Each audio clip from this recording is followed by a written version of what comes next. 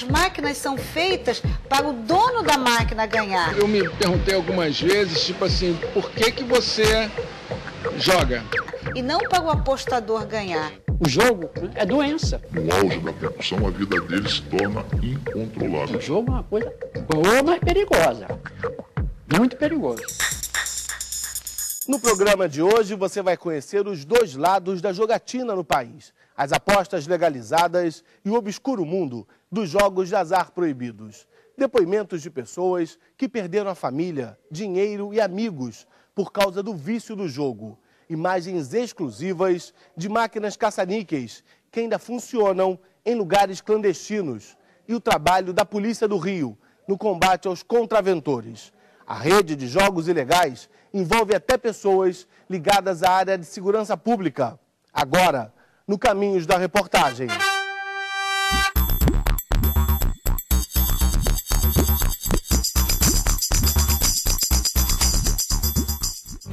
Diante das máquinas caça-níqueis, jogadores quase hipnotizados. Eles passam um dia nesta sala de jogos clandestinos no Rio de Janeiro.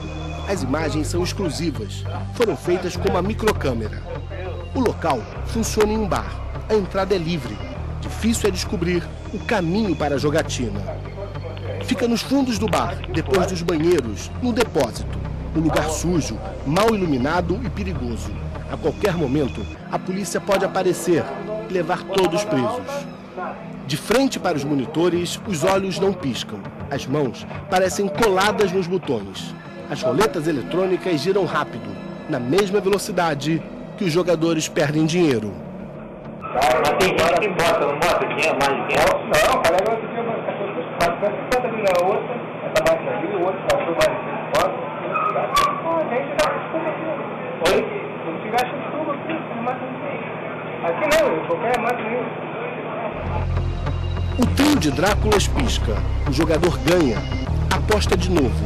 E desta vez, é o Drácula que vence a aposta. Nos 2 dias que ficamos no lugar, não vimos jogadores ganhar da máquina. Todos saíram de lá com o bolso vazio.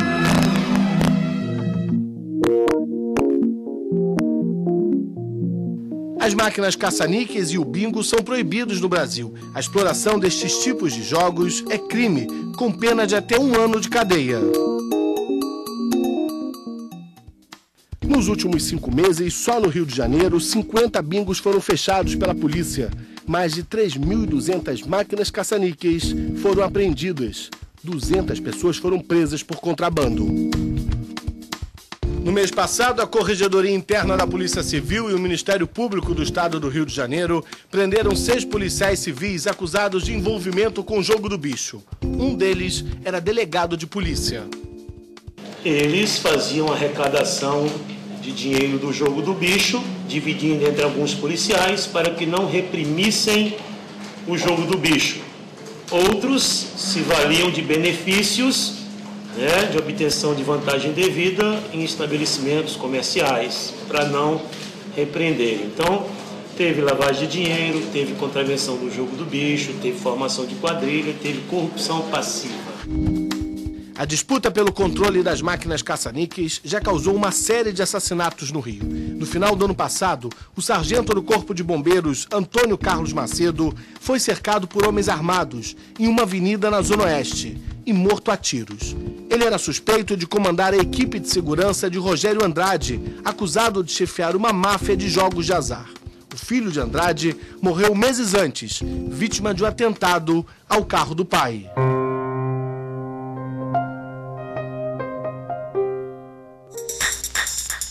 Há cerca de 4 meses, a delegada Marta Rocha assumiu a chefia da Polícia Civil.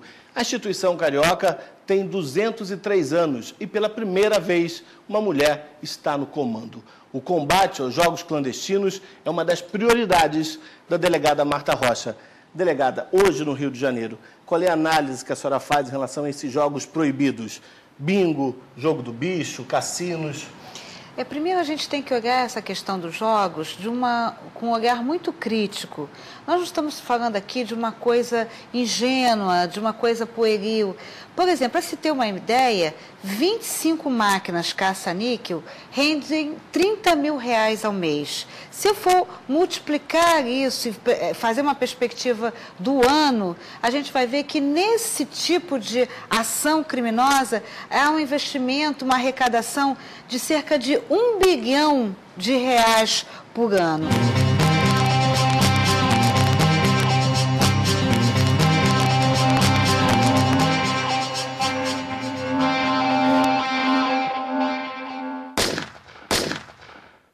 Dinheiro, poder e corrupção. Os jogos clandestinos envolvem uma gigantesca rede. São empresários, políticos, bicheiros e até pessoas ligadas à área da segurança pública, que deveriam combater, mas acabam protegendo os contraventores.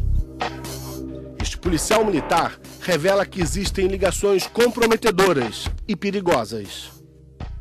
Os contraventores têm laços de amizade, fazem churrasco, almoço com alguns comandantes, chefes aí.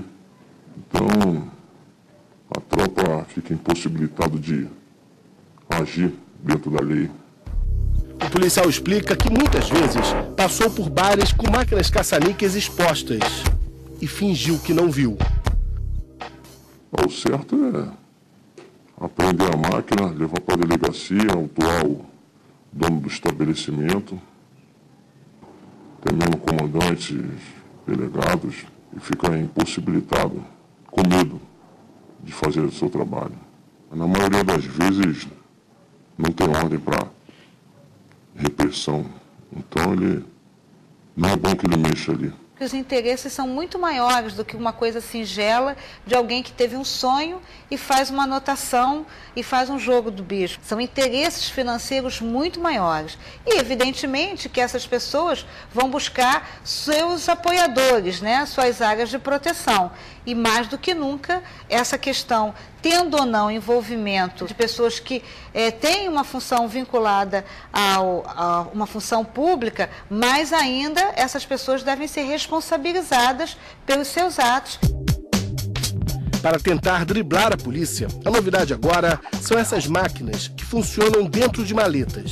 Esses 2 caça-níqueis foram os primeiros apreendidos. Eles estavam em um apartamento em Copacabana, na zona sul do Rio. Essa máquina funciona através de um servidor, um sistema wireless. Então você pode acoplar ela em qualquer ponto da sala, desde que a principal esteja conectado. E com isso você vai ter uma mobilidade bem grande e uma praticidade no transporte do equipamento.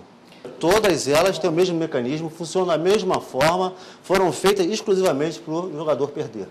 Apenas para casa ter lucro. Essa mala 007, que foi feita por uma delegacia especializada, foi passada ao departamento da Polícia Civil. Uma pessoa passou um e-mail, chegou essa informação e foi conferir. Diferentemente do tráfico de drogas, que é uma atividade que pode ser feita de forma sozinha por uma pessoa, a pessoa sozinha ela consome uma droga e isso é muito difícil de você ir atrás, detectar. O jogo de azar precisa de uma estrutura. Precisa sempre de uma estrutura para receber as pessoas, para que as pessoas joguem naquele local, naquele lugar. E isso é muito fácil de identificar.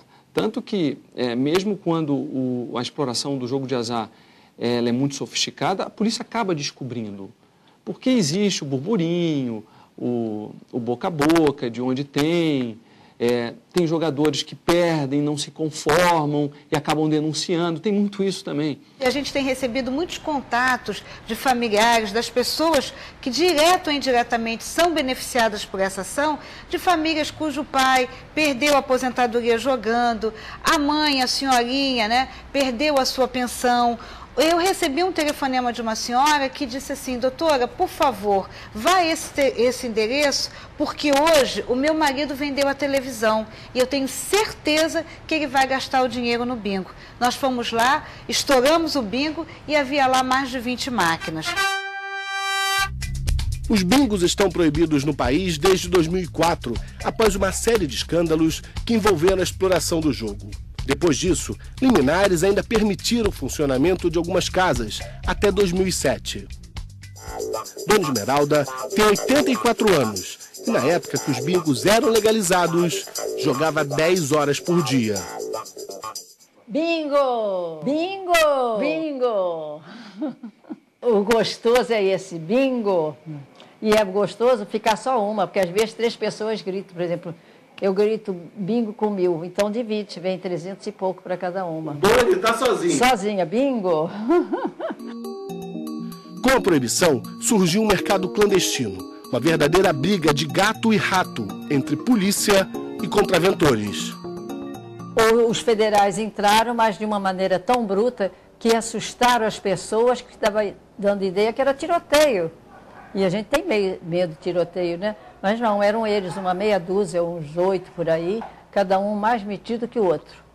Mas eu não tive medo, não me importei, não sei o que ele falou. Eu digo assim, olha, vocês fazem umas coisas dessas, olha, uma senhora passando mal, outra aí, a pessoa vem se divertir, até mais gente de idade, entende? Mas também tem gente nova.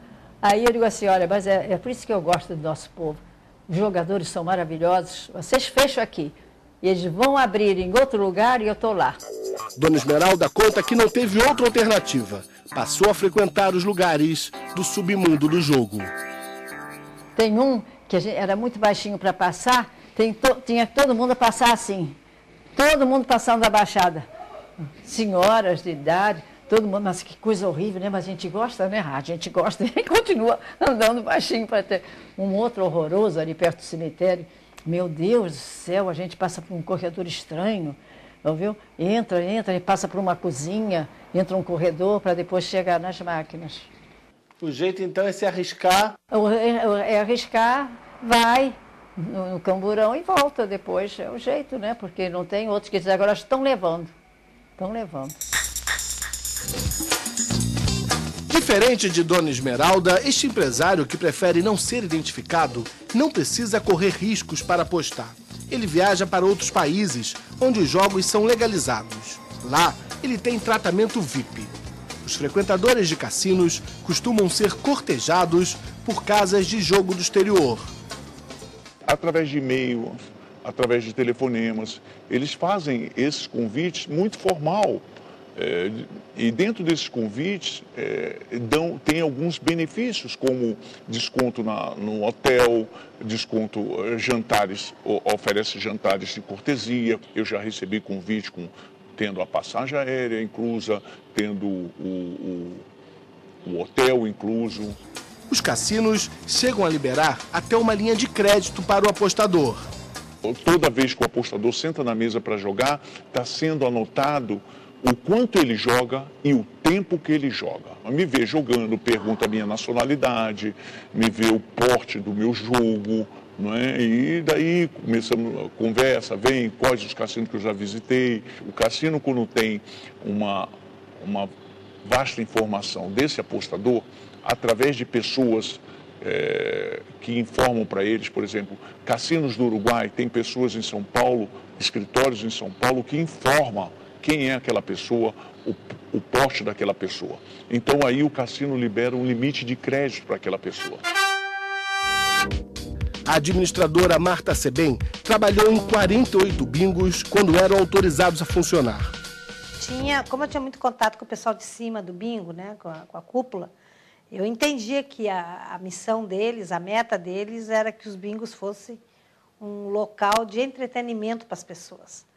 E eles não gostavam também quando alguém ficava, o viciado entrava, ou o jogador compulsivo entrava e ficava ali jogando nas máquinas, ou seja, lá nas cartelas, e ganhava e perdia muito. Para o bingo não era bom isso, porque o perdedor acabava perdendo, acabava ficando devendo para o bingo, aí envolvia família, às vezes envolvia polícia. Ela era consultora de caça-níquel e confirma que é possível programar as máquinas para enriquecer a banca e falir com o jogador. Na verdade, o que faz uma máquina funcionar é uma placa-mãe, é um computador. Aquilo é um computador, é uma CPU que tem dentro da máquina e o monitor, e a televisão lá é um monitor. Na verdade, é um computador ali. Então, tu programa como tu quer, como o teu computador de tua casa. As máquinas de bingo são diferentes de máquinas de bar. De bar eu não respondo, não conheço, não sei como é que funciona. mas as de bingos não eram programadas só para o bingo ganhar, né? Elas tinham uma programação que elas tinham que largar um percentual, a cada percentual elas eram obrigadas a largar em prêmios. E aí saía para quem tivesse a sorte de estar na máquina naquela hora. A consultora diz que na época em que os bingos eram legalizados, havia fiscalização. A Loterd pegava algumas máquinas, às vezes, para fazer alguns testes. E eles entravam no software da máquina. Se eles vissem que aquelas máquinas estavam programadas para só recolher e não pagar nada, o dono daquela máquina podia contar que nunca mais ia botar máquina no Rio de Janeiro, em lugar nenhum do Brasil.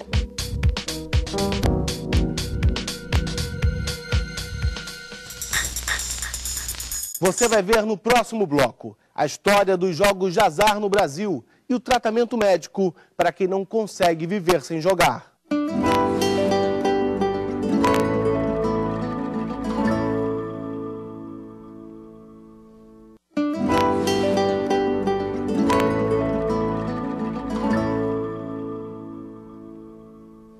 Os jogos de azar são uma boa fonte de receita, mas o custo não vale o benefício. O banqueiro não perde nunca. O bingo a casa sempre ganha. Quando um apostador estoura a banca, né, o banqueiro já ganhou tudo. E aí eu não tinha nem noção que eu estava dando um dinheiro que era meu, né? Porque eu estava alimentando a compulsão do jogo, né? Tem armação. Onde tem grana... Na realidade, a maioria perde. Isso é indiscutível. Neste bloco você vai saber quem trouxe os jogos de azar para o Brasil. Será que a família real gostava de apostas? E a história do jogo do bicho, que nasceu para salvar um zoológico que funcionava neste local e estava falindo.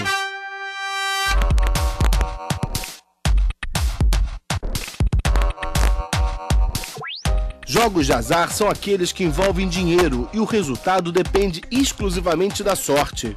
O Estado ele pode explorar os jogos de azar, não todos, né, apenas os jogos de azar previstos nas leis federais, nas leis que permitem isso, que são as loterias, raspadinhas. Podemos dizer que no Brasil o Estado tem um monopólio da exploração desses jogos de azar. A iniciativa privada não pode. Essa é uma opção política do Estado brasileiro.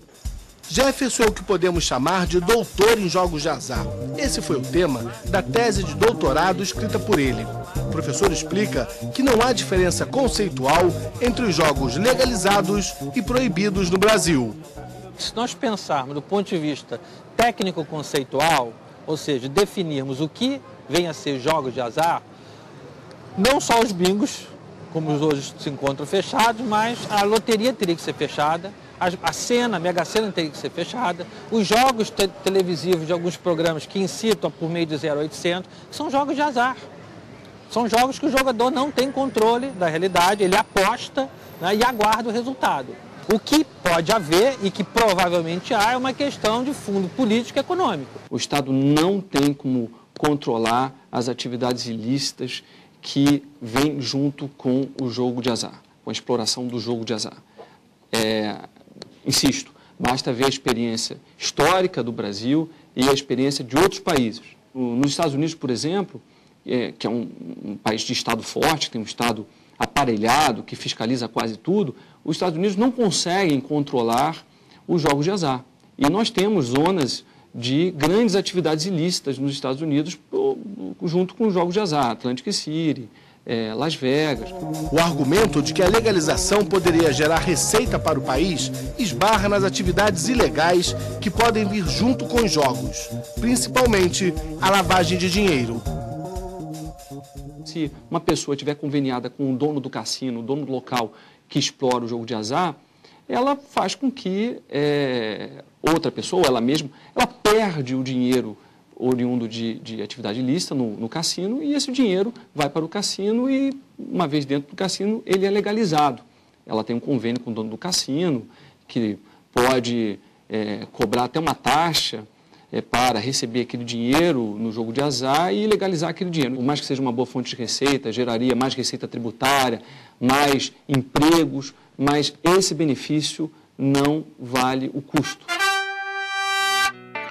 A previsão é que este ano a arrecadação da Caixa Econômica Federal com os jogos supere os 10 bilhões de reais. todos os tipos de jogos e loterias são classificados como jogos de azar. No entanto, você tem uma classificação de grupos diferenciados de jogos de azar. Os nossos jogos são 10 jogos de loteria esportivas e numéricas, são os jogos chamados tradicionais, aqueles jogos suaves, como a mídia geralmente classifica. Mesmo com a arrecadação recorde em 2010, o Brasil ainda está longe de ser um país de apostadores. Segundo a revista americana La Fleur, publicação especializada no ramo, o país aparece em 14º lugar no ranking de arrecadação da loteria, liderado pela Itália. O Brasil fica atrás até de países pequenos como Singapura e Grécia em número de apostas. Mas para a Caixa Econômica Federal, que explora as loterias, a tendência é de expansão. O Brasil, como não poderia deixar de ser, é um país que está apresentando um crescimento fabuloso, um aumento de renda média, ou seja, as condições são muito favoráveis. Então, nós somos a bola da vez. O Brasil vem despertando um interesse muito grande dos grandes players mundiais, né, de jogos, né? E isso certamente vai fazer com que o governo brasileiro saiba explorar esse interesse visando arrecadar cada vez mais recursos. No ano passado, a Mega Sena pagou o maior prêmio da história, mais de 194 milhões de reais para 4 acertadores. Mas as probabilidades de acertar os 6 números da Mega são mínimas. Para garantir o prêmio, só há uma saída. Anote a dica: apostar em todas as possibilidades de combinações numéricas. Para isso, é preciso fazer 50.063.360 apostas, a um custo de R$ 2 cada uma. Você vai gastar mais de 100 milhões de reais, mas vai ser um acertador da Mega Sena. A exploração é exclusiva da União, tá? E a União delega à Caixa Econômica a sua exploração com o objetivo de arrecadar recursos para financiamento da área social. Então, nós temos, por exemplo, aproximadamente 50% do que é arrecadado é direcionado para a área social. Estamos falando algo em torno, nesse ano de 2011, de 5 bilhões. Os jogos chegam ao Brasil com os colonizadores. A primeira referência que você tem a jogos é uma proibição de Salvador, mandando apreender todos os baralhos e mandar queimá-los. Também apreendendo dados, ou seja, você já tinha baralhos, já tinham dados, esses baralhos vinham de Portugal. E a família real gostava de jogar?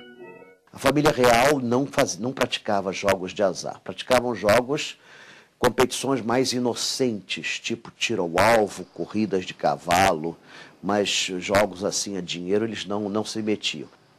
Os ingleses que chegaram também em 1808, eles introduzem novos jogos como pôquer e tudo mais, e isso se torna também uma epidemia no Rio de Janeiro dos primeiros anos do século XIX.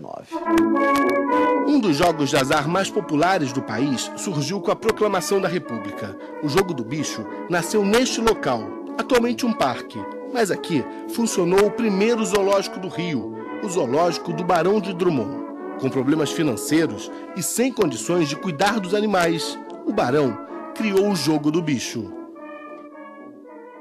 Segundo alguns historiadores, o jogo do bicho teria sido inspirado em um outro tipo de aposta que já existia na cidade, o jogo das flores. O Barão teria feito apenas algumas adaptações. Era assim, eram mais ou menos umas 30 flores e cada uma correspondia a um número e você apostava naquela flor.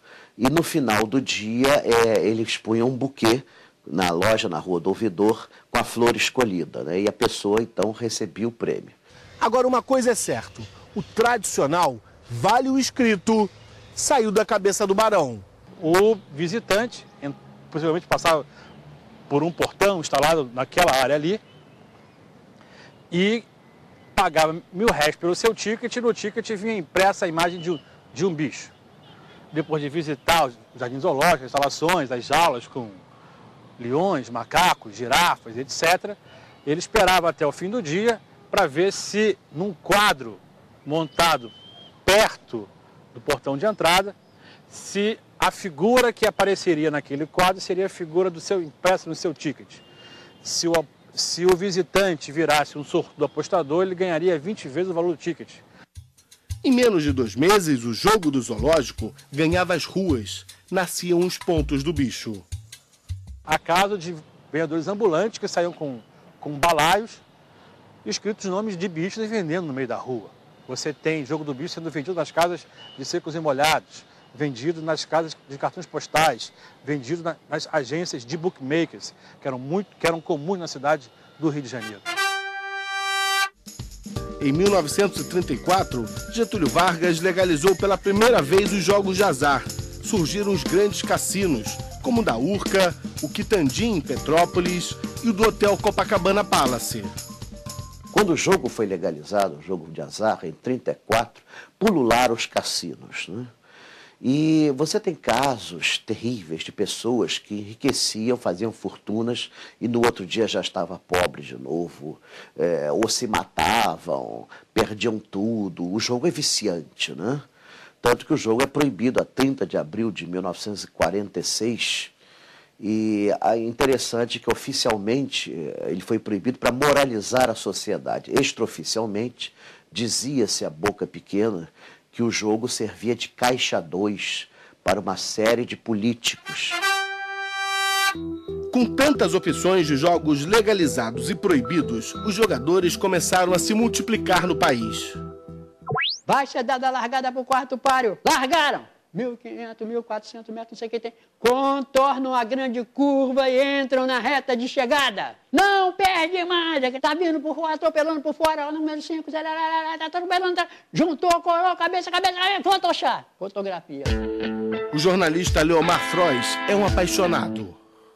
Corrida de cavalo, para mim, uma das coisas mais emocionantes que eu vi na vida. Mas na corrida da vida, a razão chegou primeiro. E a paixão agora é coisa do passado. Ele é um dos poucos que conseguiu se livrar do jogo antes de ter a vida destruída. Para mim não foi doído, nem foi coisa, porque aquele processo veio vindo com a realidade de que eu perdia muito mais do que ganhava, como todo jogador, por exemplo, vai perder muito mais do que ganha, né? E num tempo, entendeu? Aquela emoção começou a se desgastar. Depois de 2 anos, eu falei, não quero mais cavalo, né? No jogo, a tecnologia também trouxe a facilidade. Assistir, torcer e apostar em cavalos ficou mais fácil e muito mais perto de casa. Em muitas lotéricas, existem pontos autorizados que transmitem ao vivo as corridas. Quem aposta e acerta, recebe o dinheiro na hora. Acertei, né? Não é costumeiro eu jogar sempre, mas de vez em quando eu faço uma fezinha. Aí hoje, graças a Deus, tive sorte aí, deu para ganhar alguma coisa. Apostou quanto e ganhou quanto? Pouco, ganha pouco porque aposta pouco, né? Mas o suficiente para ficar bem. A sensação de ganhar é sempre boa, de perder é ruim, mas o apostador nunca diz quanto aposta nem quanto ganha, entendeu? Faz parte do contexto. O gerente da lotérica, com a experiência de quem acompanha jogadores há 23 anos atrás do balcão, conta que a emoção, muitas vezes, chega ao extremo. A gente teve um apostador que ele gostava das corridas de cavalo, aquela emoção, né, que a gente estava falando, e simplesmente essa emoção dele foi tanta que ele teve um infarto e, infelizmente, foi levado para o hospital e acabou falecendo, né? Miguel é um jogador consciente, admite a compulsão, sabe dos riscos, tem medo. Ficou um tempo sem jogar, mas está de volta aos páreos, disposto a ganhar e perder. Perdi mais, com certeza, e tenho certeza que a grande maioria dos surfistas perdeu mais. Se você abandona um pouco a família em troca do jogo, isso acontece com muita gente. É um vício como a bebida é, como a droga é. E a consequência são imprevisíveis, é verdade. Um mundo que ele mantém distante dos filhos. Eu tenho um filho e uma filha que, quando eu dei uma parada, eles... Apesar de não terem falado nada, eu senti outro dia, pela expressão do meu filho, que ao me ver vendo pela internet, que eu não estava nem aqui, eu estava na internet jogando, ele não falou nada, mas eu conheço a cara dele. Eu sinceramente, eu não aconselho. Aí eu tô um negócio. Eu lamento não ter renovação, mas eu também não vou ser um camarada a levar um filho meu para um Jockey Club. Viver disso aqui é muito difícil, porque é vamos ser muito sinceros, é quase que uma ida sem volta. Seu Eduardo vive sozinho em uma casa no subúrbio do Rio. Ele evita falar no assunto, mas por causa do jogo, mulher, irmãos e filhas se afastaram dele. Para onde olha, seu Eduardo enxerga um palpite. Durante a entrevista, aparece um gato no telhado. Aposta certa para o dia seguinte. Gato na cabeça. Nas mãos, o programa do jockey. Ele também é um apostador de corridas de cavalos, ou como ele prefere chamar, um investidor. É como se fosse uma bolsa de valores. Né? Te seduz, aí você ganha tanto ali em cima. Como a maioria dos jogadores, seu Eduardo não recomenda o caminho da jogatina. O jogo não é bom. Isso na sinceridade, né? Porque pode não ter sido péssimo para mim, ruim para mim, mas para muita gente, derrubou muita gente. O jogo de azar envolve risco, e o risco envolve a emoção. E muitas pessoas, emoções fortes, podem levar à compulsão. O jogador compulsivo, ele tem 3 características fundamentais. A primeira delas é a perda de controle e o exagero. Então o sujeito se promete jogar só um pouquinho e sempre joga mais do que ele se prometeu, seja em número de horas ou quantidade de dinheiro envolvida nisso. A segunda característica é uma característica muito parecida com as dependências de substâncias. À medida que o sujeito vai se expondo a este estímulo, que é a emoção causada pelo risco do jogo, ele vai se habituando a isso, ele vai ficando mais acostumado e vai desenvolvendo o que chamamos, em termos técnicos, de tolerância. Então ele precisa aumentar o risco envolvido e o montante de dinheiro envolvido para ter a mesma emoção que ele tinha no começo quando ele apostava pequenas quantidades. Esse tipo de habituação leva a uma outra situação que a gente chama de abstinência, que é quando o sujeito se vê forçado a interromper a prática dessa atividade, aí ele sente falta. Esse sentir falta pode ser sentir-se um pouco grogue, um pouco angustiado, inquieto, e alguns pacientes referem até sintomas físicos como arrepios, calafrios e aumento de trânsito intestinal. O médico é coordenador do Ambulatório do Jogo, um departamento especializado no tratamento de jogadores compulsivos do Hospital das Clínicas de São Paulo. A primeira etapa desse tratamento é orientar muito bem o paciente com relação à natureza do diagnóstico, do seu problema, e orientar a sua família. Então, quando ele chega, muitas vezes ele não chega por vontade própria, ele foi pressionado, e a gente precisa trabalhar a motivação do paciente para iniciar o tratamento. Essa é a segunda etapa. A terceira etapa é o tratamento propriamente dito, que envolve avaliação psiquiátrica, tratamento de outras condições emocionais associadas, como síndromes ansiosas e depressivas, e psicoterapia específica para os problemas de jogo. A quarta etapa envolve prevenção de recaída, e a quinta etapa envolve melhora da qualidade de vida desses pacientes para poder garantir os ganhos terapêuticos. Trabalhando há 14 anos no ambulatório, Dr. Hermano já ouviu histórias impressionantes. E aí, a certa altura, eu estava entrevistando essa senhora de 50 e poucos anos, que já tinha perdido muito dinheiro no bingo, e eu perguntei a ela que outros prejuízos o jogo havia causado na vida.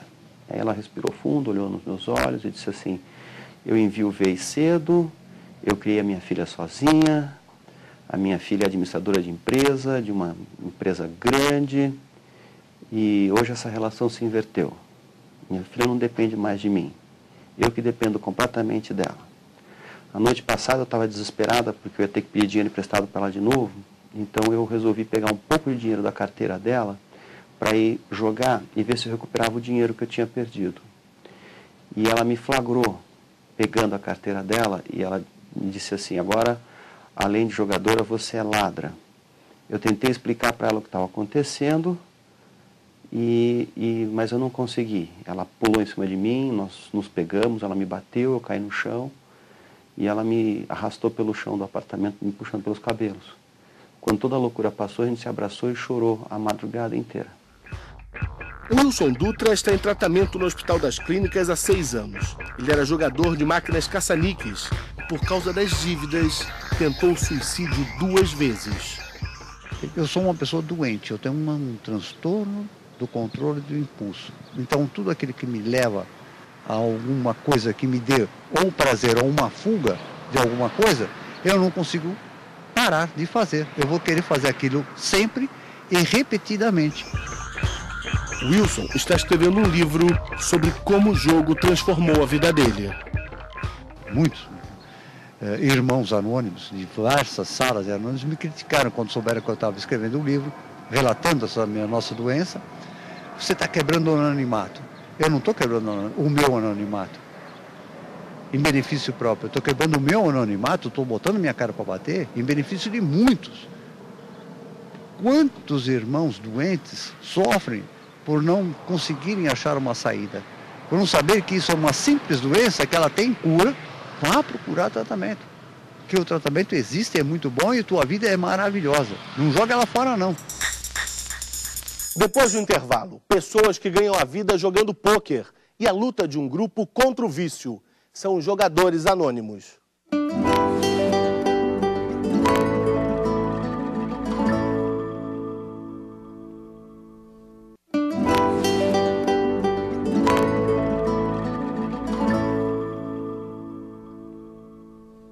Para existir um jogo de azar, basta que haja dinheiro envolvido e o jogo dependa da sorte. O jogo de azar, ele envolve risco. O bingo é um território ainda mais perigoso do que o turf.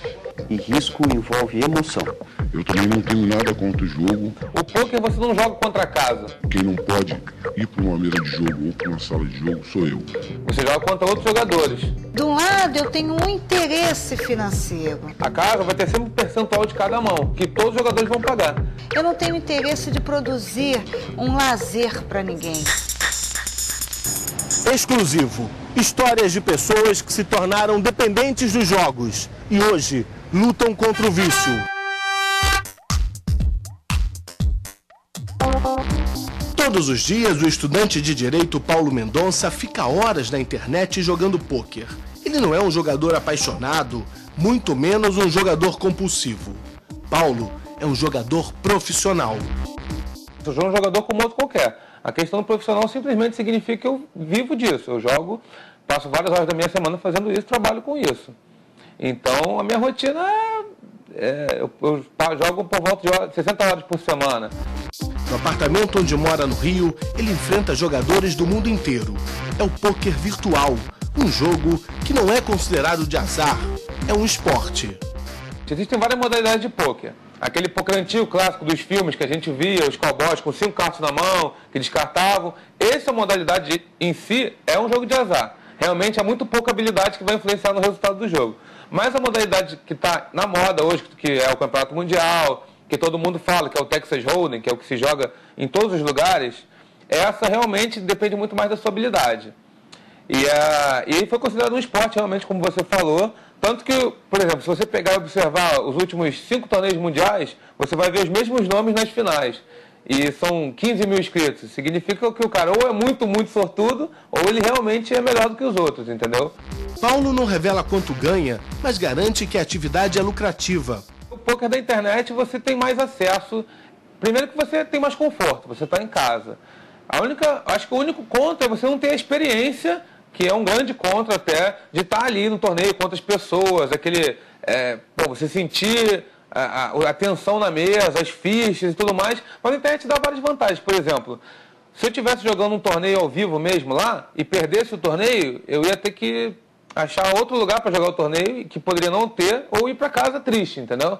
Na internet, se eu perder uma, eu posso entrar em outra automaticamente. Eu tenho um volume de jogo muito maior. Eu posso jogar 3, 4, 5 torneios ao mesmo tempo, quantos torneios eu quiser. Ele explica que o jogador profissional deve saber a hora de parar, ser racional. Mas jogando todos os dias, ele admite que tem medo de se tornar compulsivo. Você ganha determinada quantia de dinheiro durante um mês, aí você vê uma possibilidade de ganhar mais, aí rola uma tentação, uma ganância, uma ambição, você pode cair nessa compulsão de querer. Aí se você perdeu o que você não podia perder, aí você quer recuperar na mesma hora, aí você vai entrando em ciclos que só vai virando uma bola de neve, e você vai se afundando cada vez mais. O jogo de pôquer, assim como outros jogos pela internet, vem conquistando um público mais jovem. Existem sites especializados na rede mundial de computadores em que é possível tentar a sorte, em troca de prêmios ou até mesmo receberem dinheiro. Os palpites podem ser dados em jogos dos mais variados esportes. E também é possível jogar em bingo, dados, roleta e cartas.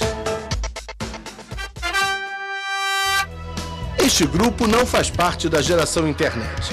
Prefere as cartas de verdade. Aquele prazer em jogar e manipular aquelas cartas. Isso é um prazer imenso, né?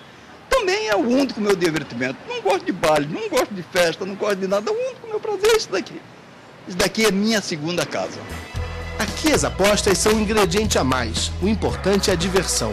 São todos aposentados, com a vida financeira estabilizada. Eles se reúnem todas as tardes em Copacabana. Devo ter ganho mais do que perdido. Mas o ganho é o quê? Uns trocadinhos só para divertimento. Isso daqui não é um meio de vida. Aqui é um divertimento, é uma distração, é um lazer que você tem. E é isso como eu encaro isso daqui. Não é o valor do que você ganha ou do que você perde, é o lazer. O importante é se distrair, né? Isso é bom. Passo uma tarde agradável, né? Eu sou aposentada da UFRJ já meus filhos já estão criados, formados, casados, então é uma distração que eu gosto. Eu poderia fazer outra coisa, né? Mas eu gosto. Para esses jogadores experientes, as cartas mexem com a cabeça, com a criatividade. É uma forma de você passar o tempo, que a pessoa desenvolve um senso de investigação, um senso de defesa, entendeu? Leva a raciocinar, né? E isso é bom, né? Pensar é muito bom.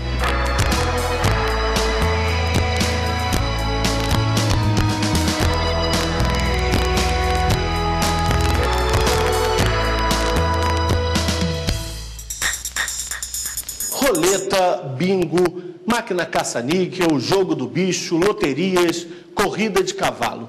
Durante muito tempo, esses jogos fizeram parte da vida dessas pessoas. Ganharam, perderam, muitos perderam tudo que tinham. De jogadores ocasionais, se transformaram em jogadores compulsivos. Hoje, eles fazem parte de uma irmandade, os jogadores anônimos.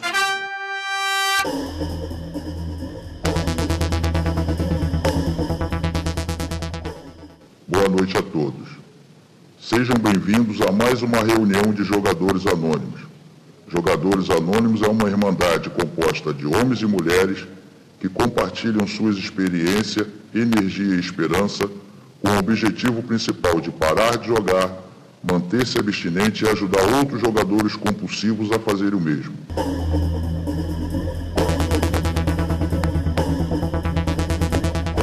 A Irmandade, isso foi muito bom para mim, a recuperação, que houve uma identificação. Eu aqui, eles me ouviam, não me crucificavam, primeira vez que eu cheguei a pessoa mais importante, então aquilo foi me dando um sentimento de alívio, né?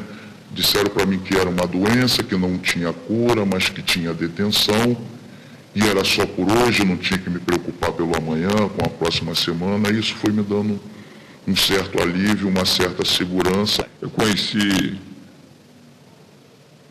equações, probabilidades, conheci teoremas fantásticos, né? Grandes gênios da matemática, do cálculo. Eu conheci pessoas importantes, ouvi coisas muito importantes na minha vida, mas nunca aprendi tanto na minha vida como na sala do jantar. Aí não importa a tua profissão, o teu nível social, que são todos iguais, todos têm a mesma doença, são todos doentes, compulsivos pelo jogo, né? E isso que me deixa com a certeza de que essa sala funciona, porque ela não discrimina ninguém. Os rostos não podem ser mostrados, mas todas essas histórias têm nome e sobrenome. São depoimentos angustiantes de jogadores que chegaram ao fundo do poço. Juntos, eles buscam forças para vencer o vício, dia a dia, longe das apostas. Meu nome é Enio, né? Eu sou um jogador compulsivo em recuperação. Só por hoje eu não fiz a primeira aposta. estou na Irmandade já há 14 anos e 8 meses, né? Isso não quer dizer que eu sou melhor nem pior do que ninguém, que essa doença ela não tem cura, e é um dia de cada vez, né? Quando eu cheguei aqui, eu cheguei arrasado. Quando eu cheguei nessa porta, foi a primeira palavra que me disseram foi que eu era a pessoa mais importante naquele dia. E isso me fez eu me sentir totalmente uma pessoa normal e acreditar que eu podia conseguir alguma coisa. Eu sempre tive um bom salário, família de grande, são mulher, 4 filhos. E durante pelo menos 3 anos eu entrei numa compulsão absurda. Era por dia de 100, 200, 300 reais por dia, todo dia, no jogo do bicho. Que era o jogo que eu sabia jogar. Eu não conheço o jogo. Cheguei a um ponto de um dia só 5 mil reais. Comecei a me endividar em uma DJ, comecei a mentir, roubar a minha família toda. Eu consegui depenar a poupança dos meus 4 filhos, da minha mulher, roubar minha mãe, meu irmão. Nas reuniões, eles se identificam e encontram nesta sala o que na maioria dos casos falta lá fora. Eu me identifiquei com as pessoas que aqui encontrei, que tinham o mesmo problema que eu e estavam algum tempo sem jogar. Porque lá fora eu já estava marginalizado perante a sociedade, né? E eu não conseguia conversar ou dialogar com um familiar, com um colega de trabalho, com um empregador, porque eu era taxado de safado, sem vergonha, né? Irresponsável, né? Minha família me chamava muito de irresponsável. Pesquisas da Universidade de São Paulo mostram que no Brasil, para cada 3 homens que são jogadores compulsivos, há apenas uma mulher. O jogador patológico brasileiro tem em média 47 anos. No caso do homem, é casado, com 1 ou 2 filhos, classe média ou média baixa. A mulher é em geral solteira ou divorciada, tem 1 ou 2 filhos e também é de classe média ou média baixa. Todos possuem nível educacional razoável, com ensino médio completo e até superior. Estudos mostram também que o jogador compulsivo demora em média 8 anos entre perceber o problema e procurar ajuda. Segundo a Organização Mundial de Saúde, a incapacidade da pessoa controlar o hábito de jogar é uma doença reconhecida oficialmente há quase 20 anos. Acho que é a mesma coisa que a primeira namorada que eu ganhei, que eu dei um beijo nela. Eu me senti todo aquele arrepio, né? É igualzinho a emoção, é igualzinho eu gosto de jogar corrida de cavalo também, quando dá a largada, entra na reta, eu sei que o meu cavalo vai vir, aquela luta viva, né? Cavalo com cavalo, cabeça com cabeça, porra, vai me tomando todinho, né? Depois eu aprendi isso em palestras que eu fui, isso é uma enzima que a gente cria no nosso cérebro, que dá uma endorfina, que dá as mesmas condições que você estivesse transando, que você tivesse ganho um grande prêmio, né? É toda essa coisa, né? Essa enzima que cria sem uma bebida, sem estar uma droga, sem ter nada, como se tivesse eu estar com esse combustível. É entre o apertar o botão e o resultado, nesse intervalo de tempo, tá, que se abre para o jogador, tá, um universo ficcional que ele começa a fantasiar. E ele vive nesse momento um estado de excitação, de tensão muito grande. E é essa tensão que ambiguamente, ao mesmo tempo que gera um certo desconforto, quando da vitória, coroa com uma intensidade de prazer intenso. Quando o sujeito ganha num jogo, aposta num jogo, né, esse jogo que ele está ali aderido, às vezes horas, né, o prazer que ele sente é tão orgástico como um orgasmo, porque é rápido demais para gerar uma duração e intenso por demais para que ele possa explicar, né, a avalanche, a torrente de emoções por meio da racionalidade. Este homem tem 42 anos. Com a ajuda do grupo, começa a reconquistar o que ele tem de mais importante na vida: o filho. Se você tiver um resquício de compulsividade, não tente, não siga esse caminho, que você vai se afundar. Você vai perder tudo, vai perder família. E para reconquistar, eu tive um processo meio delicado de um vazio, de você perder tudo. Um sentimento que eu não desejo para ninguém, de você ter seu filho do teu lado e não falar contigo. Então, as pessoas que pensam que a grande conquista na vida é o jogo, não. E para os jovens, procure um caminho, um jogo mais certo que existe. Estude. Estude, porque as conquistas vão vir consequentemente. Hoje, depois de muito tempo, eu só tenho o ensino médio, estou me animando, estou estudando, fiz vestibular esse ano, não passei, mas eu sei que ano que vem eu vou passar.